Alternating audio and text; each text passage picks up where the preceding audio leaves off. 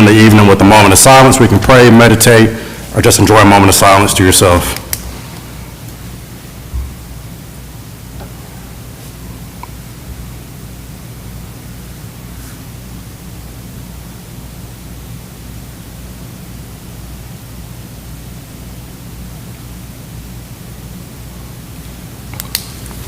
Thank you. If you'll join me in standing for the Pledge of Allegiance. I pledge allegiance to the flag of the United States of America and to the republic for which it stands, one nation, under God, indivisible, with liberty and justice for all. Thank you. Moving on to public comment. We don't have anybody that's signed up. Is there anybody that wishes to speak during the public comment period? Okay, hearing, seeing none. Moving on to the approval of the minutes. Council, any corrections, additions, or deletions to the minutes presented? Hearing none, is there a motion to approve the minutes as presented? Make the motion. Okay, there a motion to approve the minutes. Is there a second? Second. Okay, a motion and a second to approve the minutes. Is there any discussion? Hearing none, all those in favor of approving the minutes, say aye. Aye. Those opposed? All right, the minutes are approved. Moving on to updates from council, if there are any. Any updates? All right.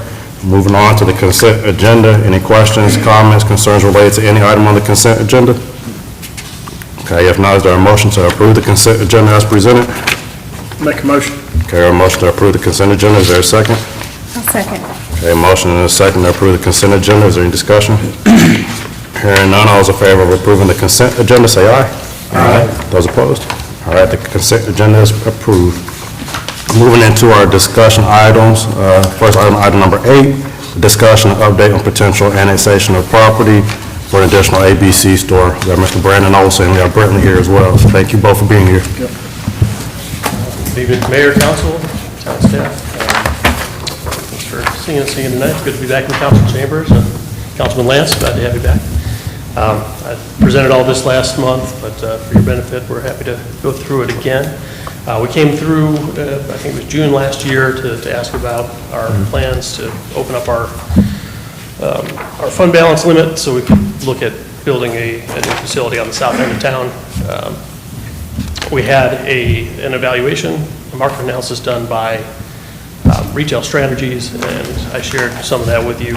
There was some cross language with the report we got. The language that he sent indicated that everything was good, but then the data showed that it wasn't, that the market wasn't as ripe for that kind of facility. So I reached back out to them, and they redid it, and it still came back not quite right, but so we've had some time to rethink it, and we looked at a few other things that are still compelling us to move forward, but we want to mitigate our risk, and we're not going to build a new facility at this time. But with that new Ingalls coming in, there's the knot parcel there that takes away that risk for us. We can lease and open up something and really test the market and not take that big bite of building a facility and then find out, oh, we made a mistake. But those indicators I mentioned, our competitors are Blue Ridge ABC, that's the Henderson County ABC board. They reached out to Mills River about 3 months ago and asked to build a store right down the street at that other Ingalls at the other end of Butler Bridge from where we're looking at. Mills River told them they weren't interested at this time, and they told them no. But our competitors are saying that the market's okay right there.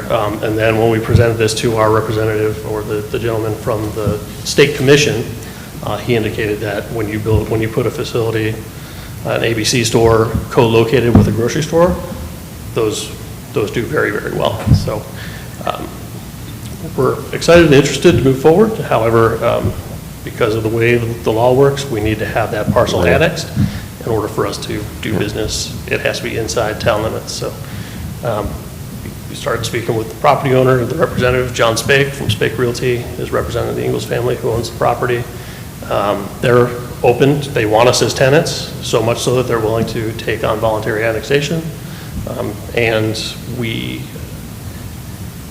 communicated this month we need we had an email from our liaison with the commission who they'd like to put us on their agenda to get the commission approval for us to open another store.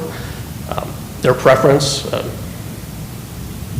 he he indicated it may be a requirement, but their preference is that the annexation takes place before they add us to the agenda, but he believes that an approval of a letter, similar to what, thank you for what Mark drafted, at least indicating, and I understand it can't, without, prior to a public hearing and moving forward, can't indicate support like this is absolutely happening, but at least that you generally support the opening of the other store and the location, and kind of giving the indication that the annexation is likely to, as long as everything's acceptable to the property owner and the public. Now, the survey that you did and stuff like that, I guess it was kind of skewed because it said wine, and everything sells wine around here, not really liquor. That was So part of- I think that's what our conversation we had, that type of thing, so. Part of our understanding is it's the way the analysis is done, it's wine, beer, and packaged liquor, and it's all commingled, and he's unable to disentangle that. We got a ton of beer and got some wine places too, yeah. Exactly. Beer City right down the road, yeah. Yeah, there was some thought that maybe it got diluted or watered down a little bit, no pun intended here. And when I posed that question With the directly to beer and him, wine being pretty well saturated, I mean, craft beer places, et cetera, so. I mean, you said the owner out there, he's good for voluntary annexation and everything, I guess that's always a big one, so yeah. this is it's a commercial property, it should be, I think it's appealing to the town, but, yeah, or it's 5 parcels or 6 parcels, not just the 3 we're taking up, but there's going to be other commercial property there that's going to be brought into the town as well, so. I don't have any questions myself. Yeah. What do you feel about the project? I know we were still trying to decide if everybody was on board, and I felt supportive of it. It seemed like the majority of us were, but maybe we still need to have some discussion. I think it makes good sense to do this. I know Mills River at some point could come back and maybe want their store there. It seems like the data and Brentley, other folks supported it being, a pretty good location. So it seems like this makes sense to me. You said it's gonna be basically a trial, just gonna put it out there and try to get it going and everything and see if it And works. Amber asked last time we were here, last month. It's a 10-year lease, so it is a significant commitment, but we're willing and we think we're comfortable taking that lead. So, but yeah, we're not building a property that's going to be there forever. It's, Right. And I imagine the ABC Commission wouldn't take full action on this until it's annexed in. That's unclear. It seems that they will put it on the agenda and potentially take action based on this letter, but we're not sure. Yeah, you're not sure on it. Because it's a little bit of a tough thing with the chicken and egg. kind of, Yeah. You support it, but you still have to go through the process of the annexation. And, I mean, they're usually not something that's contested because it's not a controversial project as far as, like, for example, a large housing project, something like that. This is pretty straightforward as a commercial use that wouldn't have a lot of, impact other than what's already going in as far as traffic and their commercial traffic. And having a second ABC store, would that also boost the revenue of the sales for the town? That's what they're projecting. That's the hope. There's customers down, we have a good spot where we're at, but it's off the road. This is more on a main road. A lot of commuters pass by that aren't seeing the airport road. And, if people are going home to Hendersonville, there's other options down that way. Well, I agree. I mean, the location right there, you're gonna have a whole lot more, A lot of traffic. a lot more traffic you are now. Yeah. I think you probably have more sales there than you would the other place, I've thought. Well, that would be something. The mobile data report showed a lot of traffic going Yeah. through there, where we had a little bit less, I don't know what the right word I'm looking for, or preciseness was on the market supply versus demand. That was a little bit, You got tap. it got thrown off, I think, a little bit because you Where the have Walmart your is there. restaurant and, Yeah. so. A lot of residential, yeah. Yeah. People like their liquor too. And over the next 10 years, I think Taproot's going to be the last down Rugby and out that way. So. Well, sounds like we have a, okay, so are we okay with signing this letter and support the new ABC store? Okay. Yes. All right, and we are good to go then. We'll get this letter signed. And we appreciate y'all. Thank you, sir. All righty. Then the next item is you mark the recommendation for surplus unassigned fund balance. Okay. Thank you, Mayor and Council. So this is in order to follow our fund balance policy, and our fund balance policy essentially says we have to keep for our unassigned fund balance, which is fund balance monies that's available for any public purpose. We try and keep between 45 and 65% as a percentage of our total general fund expenditures. And every year at the end of our audit process, our auditor does a calculation, Heather does the financial statements, and for the last several years, we've been a bit above that threshold, the 65%, which is kind of that ceiling. And then our fund balance policy says if we go over that, we have several different areas that are suggested that we spend down some of that fund balance, try and get it back into that range. And I've got listed in the report for the 4 different types. One of them's one-time expenditures that don't impact operating costs. Another's on creating a new service, but you're supposed to calculate out the revenues to cover that service past the initial startup costs that this would pay for. And another was paying down principal on our debt, which is typically what we've done when we've been over that, above that 65%. And then the last is lowering the tax rate. And usually you got to be way up on that and probably projecting the same thing that's succeeding here if you want to go there with that, just based on all the demands we've got for services. So I listed those out, put a copy of the fund balance policy in there, and I went through all this last month, but we had, a couple people in and out here that weren't able to attend the meeting, so it's back on the agenda, and the 3 different areas that I put on here for y'all to consider, and I had a top recommended one, but there were 3 things, one time in the category of the one-time expenditure. The first was our outstanding sewer project we've been trying to get done on Westfeld, North Hudson, and Dogwood Terrace. And that's at about 1.4 million. It'll probably be a little bit less. That was how it was structured with the revolving loan fund application that got turned down, but there was a lot more admin expenses in that. So that was one. The second was continued monies towards our Greenway extension, the Cane Creek Greenway extension, and just to build additional trail. And then the last was paying down principal on our existing. We have 3 loans, 2 against the town hall project or town center, town hall, and then 1 loan on the Highway 25 property that's part of the town center property as well. So those are the 3 things. And the dollar amount to get us kind of back to that 65%. Again, that's at the top end. Is about 943,000 was the calculation.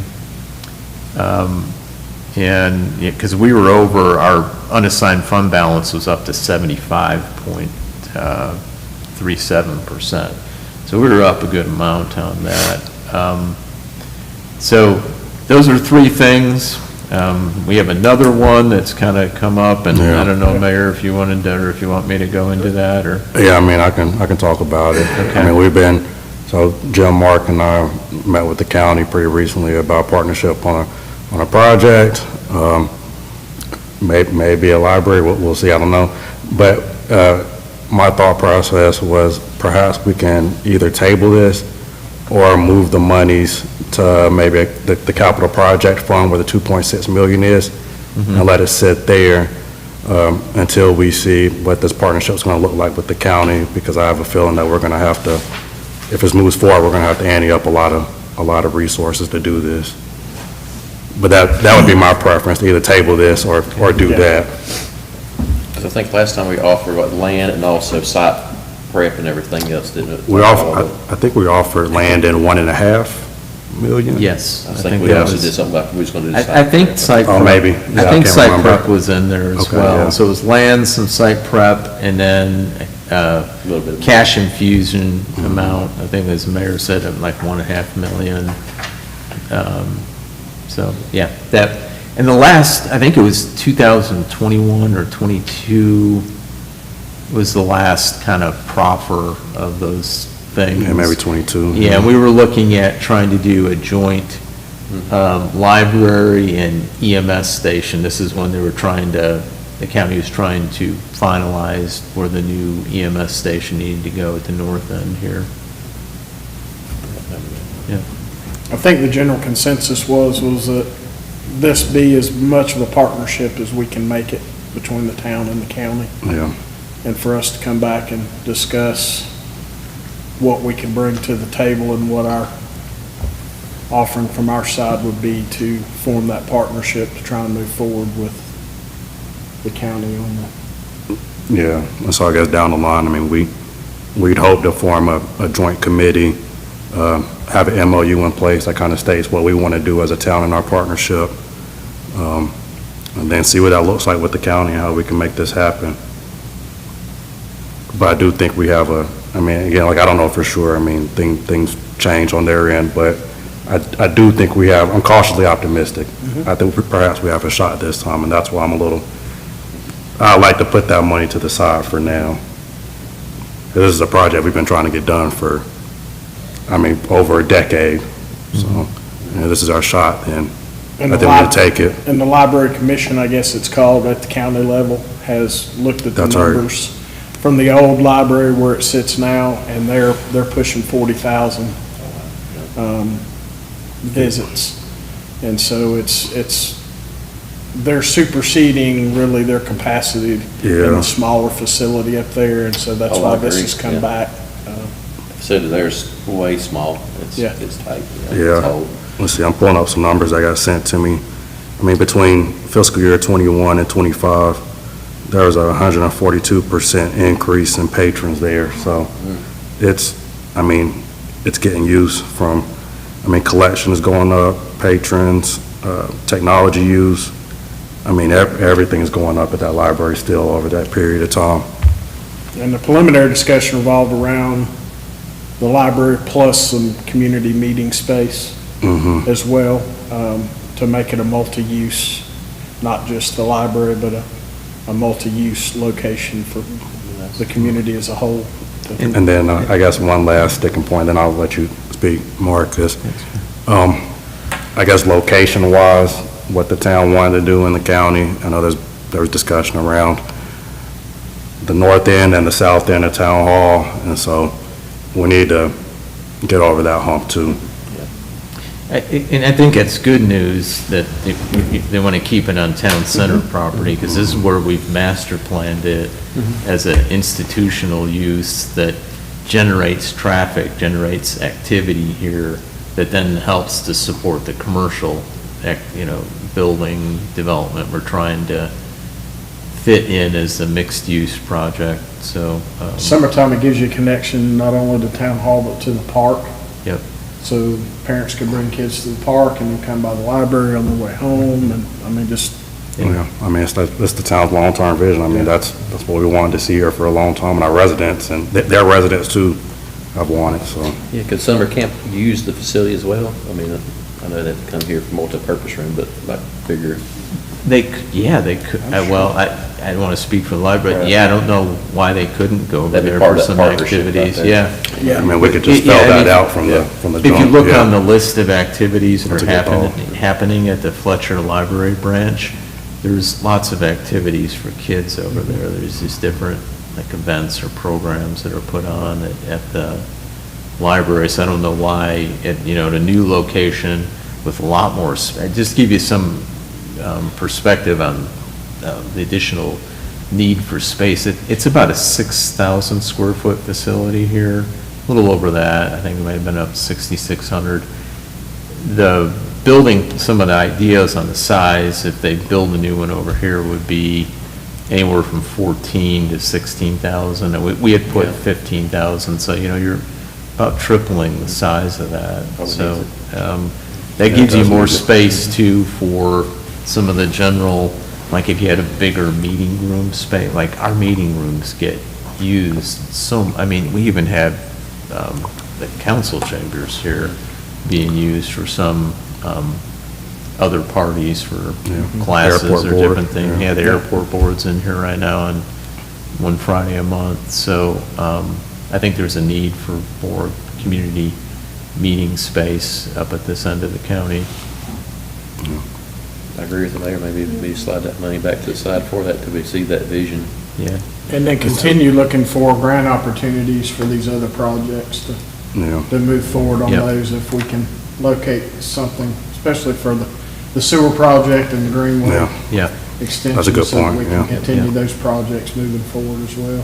And we've got requests to our legislators. I don't know if anything will materialize there, but we've got them as Might ask. specific asks. The other thing I was going to mention, just to share, if Sure. if you're going to kind of table it now, is you can monitor how things are moving along with, if they form a committee with the county and there's an Come back to MOU, it, and yeah. if that's moving at a healthy pace as what they think we can do, then, you wait and move with that process and then hopefully get closer to determining an amount that you could partner with the county on. And if that's not, then maybe come back and have Yeah. the conversation Sure. again here on the, for our fund balance policy. Yeah. So what do we need to do right now? Because I know we are outside of policy, so we can just table it, or do we need to Well, move I the mean, money? You've discussed it, we've Okay. got that for the record, the kind of the why on that, so, I think that's fine now. I mean, if you were just not doing anything about it, then, Okay. I think you could have an issue on it, or if it was an extraordinary amount and you're not doing something to spend it down, so. Okay, so, During their conversations with the county, they talk anything also about Blue Ridge Community College, maybe attaching off of that or springboarding off of that? Blue Ridge Community College, it did come up in conversation. They just I weren't think- sure where the college Yeah. stood now versus where they were many years ago. Yeah. If that would be something they would be interested in or not. Because at one point, they had it in their strategic plan, I believe, to build up here. I don't know if it's still in, I haven't read it myself. I didn't get the impression anything imminent, but it's kind of to be determined, but, no, that's a great question. I brought that up in there too, about, the community college presence, so, At least give it We in the would back like of to their mind, see. maybe, since Yeah. you're talking Yeah. about this. Yeah, it did come up. Okay. And maybe we need to get Dr. Leatherwood in conversation at some point, if this continues to materialize in meaningful Right. ways. Yep. All right, then, we okay with tabling this then? Yep. All righty, sounds good. Well, then we'll move on to discussion item number 10, the regulatory consideration for data centers within the town's zoning jurisdiction. Tyler Morrow, sir, the floor is yours. Good evening, Mr. Mayor, members of council. So the town manager approached me a couple weeks ago to look into some potential regulations and really just looking out how data centers would be treated under our current ordinances. I know it's kind of a topic across the nation, so just kind of figuring out where we align, how we align, what we currently regulate, what we don't currently regulate. And basically, the report that you all had, it kind of covers that broadly, what data centers are, what our ordinance currently says, where data centers would be likely built if they were built in Fletcher, and then kind of on the back end of that, I know a lot of local governments are looking at moratoria for that, just so their local government has enough time to create regulations for data centers. So all that is in there, and this is more of an open piece for council to kind of give us some feedback on if you're looking at moratoria, if you're looking at just coming up with a text amendment without a moratorium, or do we even really need to address it right now? Just kind of trying to get that feedback on how staff should proceed is, I think, what we're looking for. I'm happy to answer any questions that y'all may have. And you, No, go ahead, Mark. Trevor wasn't here for some of the prior well, and Jim wasn't here last week either, but are y'all comfortable with what, like, data centers are, the definition, and the kind of pros and cons, or some of the potential negative? So I have some friends who live near a couple of these type of facilities, and very similar to what we get complaints with over at Wilson Art with the It's noise. gated noise, community yeah, over there. yeah. It's the ongoing noise, especially at night, Yeah. with generators running. The electric use and the water use I get, but it's more that life. Like the nuisance. Yeah, the Yeah. nuisance kind of thing, and so I'm of the opinion, I'd like, if it's something that could potentially come, I think we need to at least look at it and move forward with looking at it, maybe addressing. And the yeses and nos, the pros and cons, to try to set up something that we can use to regulate that in the event that somebody tries to come to the area with this type of facility. I mean, that'd be my preference to come up with a text amendment just to restrict them in the town of Fletcher, because we kind of already do that in our land development code with the cryptocurrency mining, and that's a That's what I form would of, say, yeah, so that's a form of data centers. Yeah. And so, I mean, we're really just, if we were to do this, it would be expanding out the definition. Right. What we're already doing. Am I correct? Yeah, correct. So I think cryptocurrency is like a child to the parent, that's the data center. So all cryptocurrency basically, unless it's a real small operation, is housed in a data center, where not all data centers specialize in cryptocurrency. There could be an AI component or a cloud service component where our ordinance wouldn't technically touch that because it's very specific to cryptocurrency. Because I was going to say the same thing. I was remembering we did something that was crypto. Yeah, I know Bob Davey brought that up years ago. And it was the same concern was the noise, I guess noise pollution. Generators. Yeah, that was the concern that that's the reason why we put that in there. And to me, the data center would fall under the same category, so Okay. that's just my opinion, but I'd like to see the pros and cons on it too as well, but. Yeah, they use a lot of electricity and Water. to cool, and then these units to cool them. Cool the- Kind of an ongoing certain level of noise, and certainly at night. You know, operations like Wilson Art, noise travels better at night when other things are quieted down, so you don't. Is this something you all want to, Tyler works on this, and I don't know if there's any plan to vet this through planning board and come back, or just bring it right to y'all. But yeah, are you thinking prohibiting it outright? That'd be my preference. I don't know if that's the preference of council. Yeah. Almost like crypto. I think if it's a text amendment to the code, we'll have to run it through planning board for recommendation. Yeah, that's right. So are y'all comfortable running it that way without the moratorium, just running it through? Because I mean, realistically, it could go before planning board in April. It would come to, if you want to do your normal trajectory, set the public hearing in May, and then you would vote in June, if that's something that y'all would be interested in doing. I'm interested. I don't know if we particularly need the moratorium. I'm not sure. I don't know if there's that sense of urgency here. Yeah. I mean, you're responding, I think, quickly here by, having our planning and zoning work on it here, but it's not like we have projects that are. Yeah, so I don't think we need the moratorium. I think if we just work on the Yeah. text amendment, that's probably appropriate. I think that'd be the easiest, wouldn't it? I guess just add that amendment to the text, wouldn't you? Wouldn't that be the easiest, just add an amendment to the text? Yeah, Current text? depending on how, we could add, if prohibition is the route to go, we could just say cryptocurrency mining and data centers as the use. Yeah. And that would cover everything, and then we would just create a definition of what a data center is, and that would be probably the easiest way to do that. If we're treating these the same. It's just you don't have a 2-3 month window to say, we can't even accept anything coming in unless you had the moratorium. So that's the only, And the moratorium also requires a public hearing, Yeah. so it would realistically, unless you had a special called meeting, would not go into effect at the earliest until April. And Yeah, then so- you have to specify how long it's for, and the time cannot be unreasonable for you to pick up or create the ordinance. It's basically the way the state uses it. I don't think we need a moratorium. I think we're okay with that.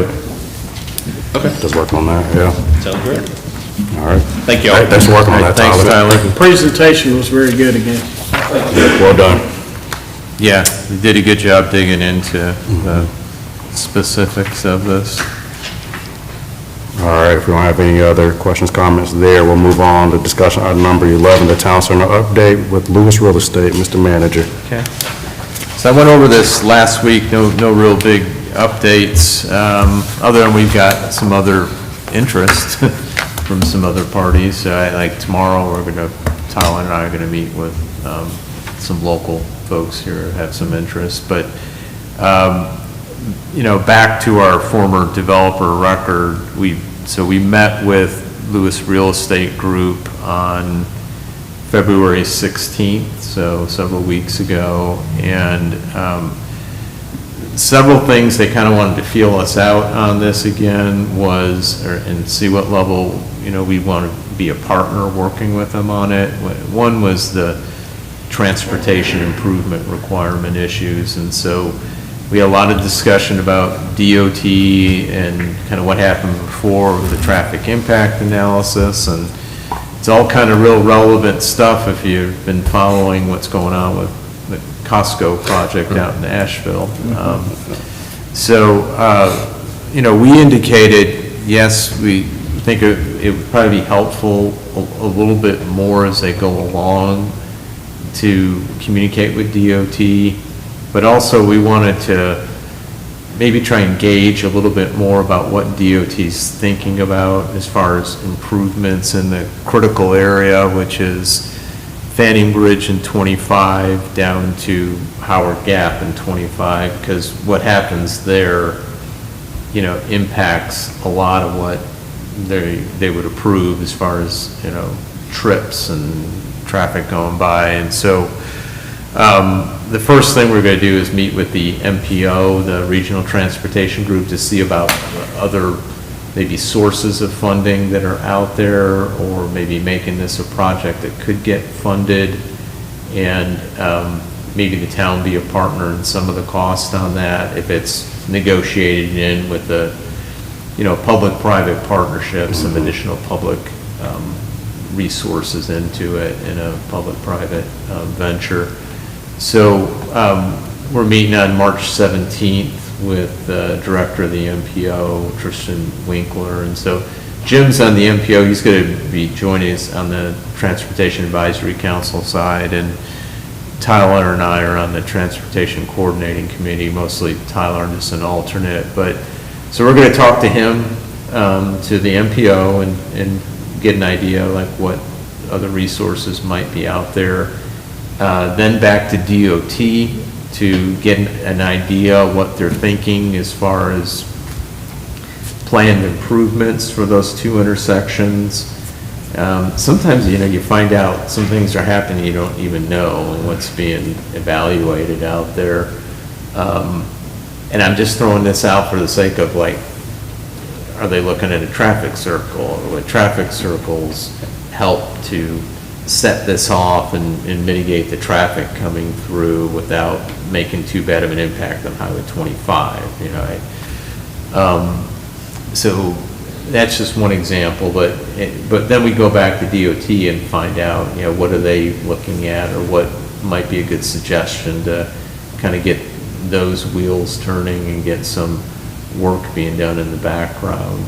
And then the next thing was, they wanted to pick our brain on what y'all's reaction was to McGill's analysis on our property, where they did their review to see like how many units realistically of residential, commercial on different parts. They had an idea about a recreational component. So we shared that with them. And then lastly, if we're going to move forward with them in some type of kind of formal relationship, or we're not actively marketing it. I mean, right now, we have to keep marketing it until, we know we have a deal with them or someone else. But they're very interested. I think the next step, and we talked a little bit about this, is if we want to enter into some type of more formal engagement, some type of letter of intent as they continue to do due diligence and then present a specific project. They do have, I don't know the investor, but I did confirm again, yes, they have investors interested, because, we need to know there's some money backing this to, build buildings and do other infrastructure in there. So then I'd be working on a letter of intent or LOI, probably with some attorney help. And they even indicated doing maybe some additional master planning on it that would fit what they're thinking and make sure, it matches with our vision for the town center. They know it, but, things change and you gotta shift on sometimes where a building's gonna go or a use, just because it makes a little bit better sense on a plan they bring forward, with them knowing the market a little bit better than us from a developer perspective. So that's where we're at. I just wanted to give you a little more background on that meeting and discussion, and so we're getting the transportation stuff moving, and we'll see if they're ready for some type of letter of intent on that, based on that information that comes back. So I don't know if there's any questions on it. Any questions? Are you able to say what developers y'all are meeting with coming up? It's tomorrow. I don't know what company they're with. It was 3 different entities. I don't know if you remember. I'm That's sorry, okay. because you were asking who they were. Yeah. One's an architect in the area, another developer, that's someone who's done developments, and then I forget who the third party is now, and I just have individual names. That's okay. I don't have a Yeah, company that's name fine. on it. They contacted Tyler Friday and wanted to meet already, I guess, tomorrow, and give them the history and vision and all that good stuff. Well, cautiously optimistic Yeah. about Lewis Real Estate, and glad to hear there's still Yeah. more interest out there on the property. Yeah, and I don't know if I talked to you about, and I don't think Tyler had it on there, Tyler's been working on, The story map? yeah, the Yeah, I story looked at map, it, yeah. very well done. Yeah, so we did a really good job on that, and we've got it linked to our website, and so it's another good thing is people check out Fletcher Developers.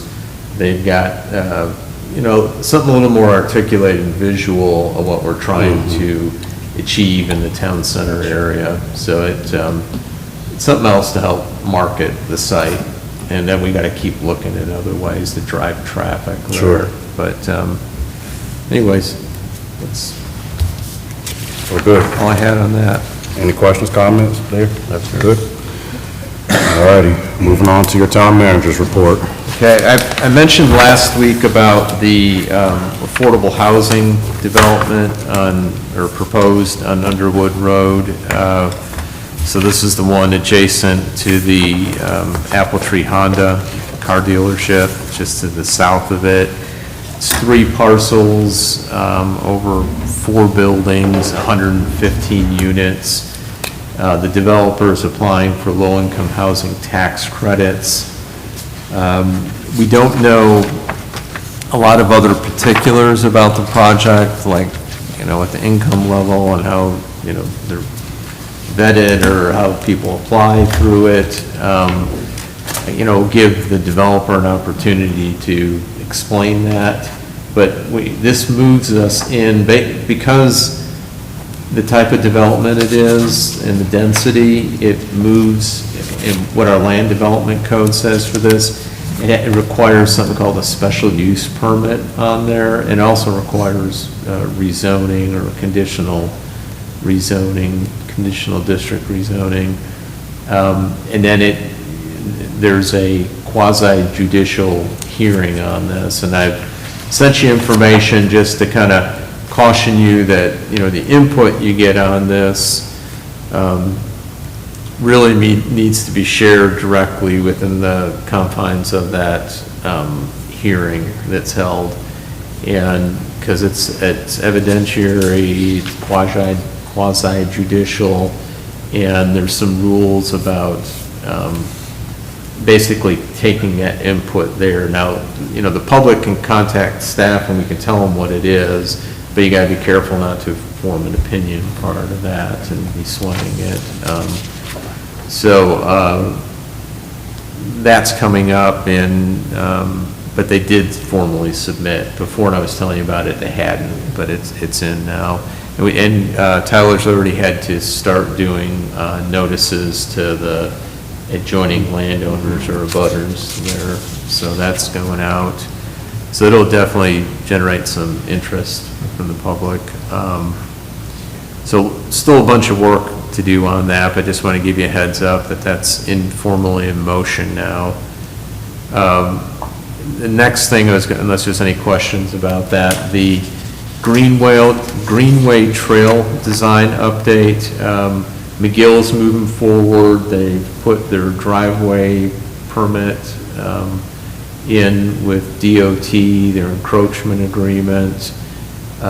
We've surveyed the property, particularly Charlie Owens' piece, the Sirocco, because we need to go across the edge of it and either get an easement or deeding over of that section of where the trail would go. So we just had our surveyor out there surveying it, so we need to go over that with him. But he's indicated he wants to work with the town on it, so I don't think that's going to be a problem, because that's one private property owner we really need to build the trail. So that's in motion. And unless there's any questions on that, the next thing I was going to mention, our outreach to our legislative delegations who are legislative priorities list in the projects. I've reached out to our state delegation folks, Representative Balcom and Senator Moffitt, sent them the information, called them, try and set up a meeting. I haven't heard back. They've got the information.